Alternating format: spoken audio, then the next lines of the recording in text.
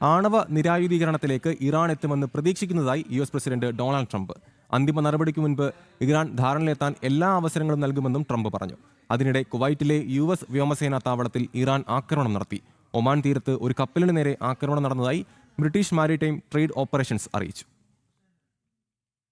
സമാധാന ധാരണയിലെത്താൻ ഇറാനെ അവസരങ്ങൾ നൽകുമെന്ന നിലപാടാണ് ഡൊണാൾഡ് ട്രംപിന്റേത്. ആണവ നിരായുധീകരണം സംബന്ധിച്ച് ധാരണയിൽ ഇറാൻ എത്തുമെന്ന് പ്രതീക്ഷിക്കുന്നതായും അദ്ദേഹം പറഞ്ഞു. അനിവാര്യമെങ്കിൽ ശക്തമായ സൈനിക നീക്കങ്ങൾക്ക് തയ്യാറെന്നും ഡൊണാൾഡ് ട്രംപ് വ്യക്തമാക്കി.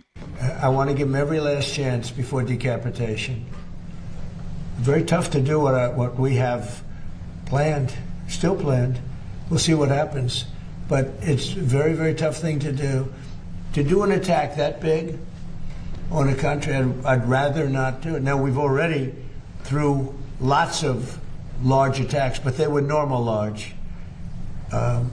Hopefully they'll come to their senses, because what happened, cannot have a nuclear weapon, but hopefully they'll come to their senses. So they called me and they said, please don't attack, we'll make a deal. അതേസമയം കുവൈറ്റിലെ US സൈനിക കേന്ദ്രങ്ങളിൽ Iran drone ആക്രമണം നടത്തി. 3 ഡ്രോണുകളാണ് മേഖലയിൽ പതിച്ചത് എന്നാണ് റിപ്പോർട്ടുകൾ. Hormuz തീരത്ത് ഒരു കപ്പൽ ആക്രമിക്കപ്പെട്ടതായി ബ്രിട്ടീഷ് മാരിടൈം ട്രേഡ് ഓപ്പറേഷൻസും അറിയിക്കുന്നുണ്ട്. നേരത്തെ ഹോർമൂസ് തുറക്കുന്നതുൾപ്പെടെയുള്ള വിഷയങ്ങളിൽ ധാരണയായതായി ട്രംപ് പറഞ്ഞിരുന്നു. ഇറാന്റെ ആവശ്യപ്രകാരമാണ് ആക്രമണം നിർത്തിവച്ചിരിക്കുന്നതെന്നും അദ്ദേഹം വിശദീകരിച്ചു. ഇന്റർനാഷണൽ ഡെസ്ക്, ജനം.